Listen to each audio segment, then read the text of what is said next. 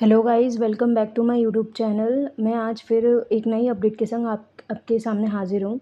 तो एक तरह से अपडेट क्या आई है, अपडेट इन सेंस नॉट कि लाइक एक ज़्यादा ब्रॉड है, लेकिन एक कुछ टर्म्स एंड कंडीशंस में चेंजेस हुए हैं जो मैं आपको उसके बारे में अपडेट रखना चाहती हूँ।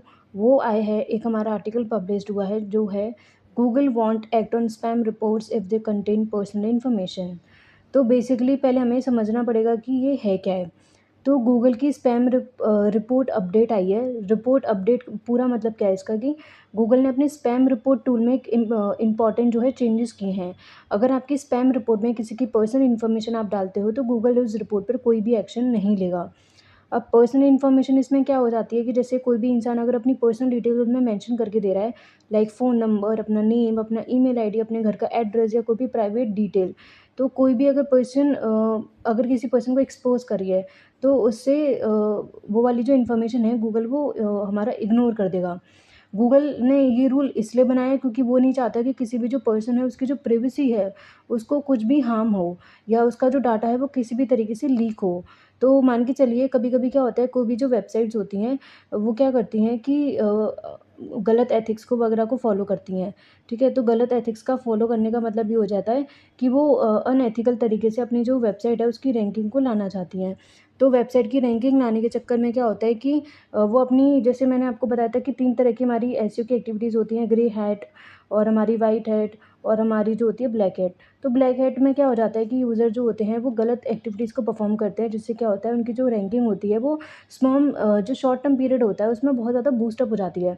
लेकिन जो पर्सन जो सही व्हाइट हैट एक्टिविटीज़ को फ़ॉलो कर रहे हैं, उनको ये लगता है कि हम तो सारा कुछ सही कर रहे हैं, लेकिन हमारी क्यों जो वेबसाइट है उस पे क्यों हार्म हो रहा है। तो यूजुअली यूज़र क्या करते हैं, फ्रस्ट्रेशन में आके ना दूसरी जो वेबसाइट होती है उसको उसके खिलाफ रिपोर्ट कर देते हैं गूगल में कि ये जो वेबसाइट है वो स्पैमी एक्टिविटीज़ को कर रही है, स्पैमी मतलब मैनिपुलेशन कर रही है, जो हमारी गूगल की एसईओ की गाइडलाइंस हैं उनके अगेंस्ट में कुछ भी गाइडलाइंस को फॉलो नहीं करती है, तो एक तरह से रिपोर्ट कर देती है।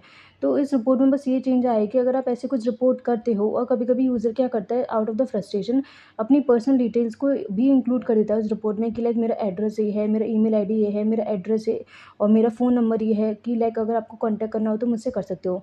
लेकिन गूगल ने ये चेंज इम्प्लीमेंट किया है, वो ये कह रहा है कि अगर आप अपनी रिपोर्ट में किसी भी तरह की पर्सनल इन्फॉर्मेशन अगर ऐड ऑन करते हो तो गूगल उसको कंसीडर नहीं करेगा, वो उसको इग्नोर करेगा, क्योंकि वो चाहता है कि जो यूज़र है उसकी जो भी पर्सनल इन्फॉर्मेशन है उसकी प्राइवेसी को मेंटेन करते हुए किसी भी डाटा को लीक ना हो। डाटा लीक होने का मतलब है अगर आपकी जो भी इन्फॉर्मेशन है पूरे गूगल पे अगर फ्लोट होगी तो कहीं न कहीं आपके ऊपर जो खतरा है वो बढ़ने का चांसेस ज़्यादा होते हैं। तो जस्ट उसको इग्नोर करने के लिए, लाइक उसको बचाने के लिए यूज़र को इन सारी स्पैमी चीज़ों से, वो ये इम्प्लीमेंट लेके आया है कि हम आपकी जो भी इन्फॉर्मेशन है उसको इग्नोर करेंगे। बाकी आपकी जो भी मतलब आपने जो भी मतलब रिपोर्ट करी है दूसरे के खिलाफ, उसको हम ज़रूर चेक करेंगे और अगर कुछ भी अनएथिकल हमें पाया जाता है तो हम उसके खिलाफ एक्शन लेंगे। तो इसमें एक स्मॉल माइनर सा चेंजेस आया है जिसके बारे में मैं आपको सोचा कि बता दूँ।